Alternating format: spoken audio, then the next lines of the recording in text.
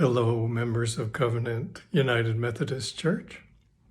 My name is John Thornburg, and I work for the Texas Methodist Foundation, now known as TMF.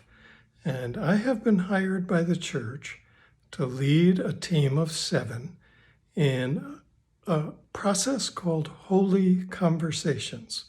So I want to tell you a little bit about it, but I want to begin by saying that my client, if you want to use that terminology, my client is not Covenant United Methodist Church's members, or the members of that team, or Pastor John, or some group in the church that wants a particular result.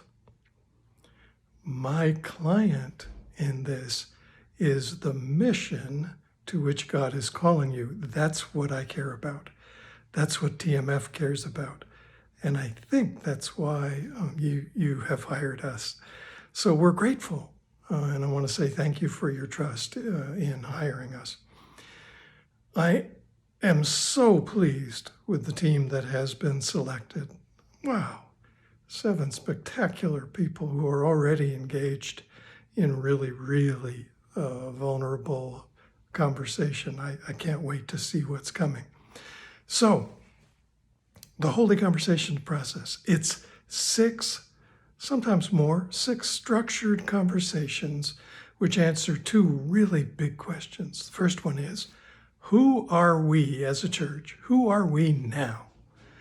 That's a thorough investigation of the current reality of the church. What are we good at? What are the historic strengths of this place? What would we die for? What are our resources? What are some of the quirks of this congregation? We've got to get at all of that. And we've actually begun. At our last gathering, we asked the question, what's the biblical story which this congregation is now living in, inhabiting? And it was so interesting to hear the answers. The team was really good at it. They named, for example, the story of wandering in the wilderness. Now, there's a sense that there is some uncertainty, and there's conflict, and so it feels like wandering. And I think some of the members of the team said, "Oh, it's so hard to admit that." But then what I had to say to them was, of the first 20 congregations I did this process with, 19 of them named wandering in the wilderness as one of the stories they're living in.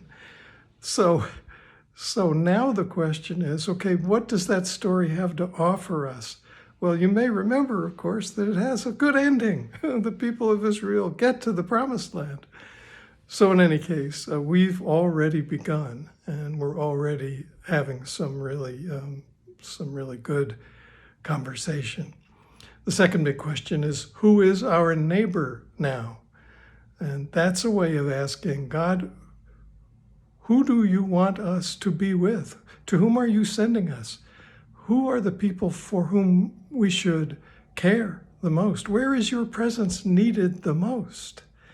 And so I look forward to a vigorous conversation on that. What we're using is a process that the Bible calls discernment. And all that means is we are watching carefully, listening carefully in answer to the big question, God, what is your will? Now, some people say, oh my, that's a pretty daunting question, asking what God's will is. But friends, that's our work as leaders of the church. It's our work to ask what God's will is. And so it's such a privilege. So we begin with prayer, we read scripture. Those are some of the sources, of course, of where we would find God's will, but also just observing what is God actually doing in the area around Duval Road or in North Austin or even beyond. So discernment is what we're doing. Now, at the end, you may be asking, okay, so what's the result? What's the hoped for result? Well, clearly, it's to come with a statement that says, we believe, as a result of our prayerful conversation, that God is calling us to, and then we would name what we think the calling is. But we would go beyond that and ask the question, if we're faithful to our calling, what will it look like? How will the neighborhood, the world be different because we've been faithful to the call? And we'll also have to ask, what'll success look like? How will we know if we have gotten closer to God's will? So it's an energetic process. It's not easy. This team will work hard, and so they need your prayers and your support.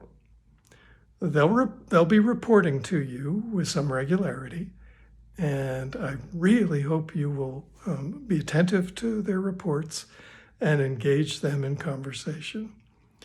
Friends, I hope for the very best in this. I wish I could be with you. The pandemic is making that impossible, but know that I am praying for all of you and hoping for the best possible result. God bless you.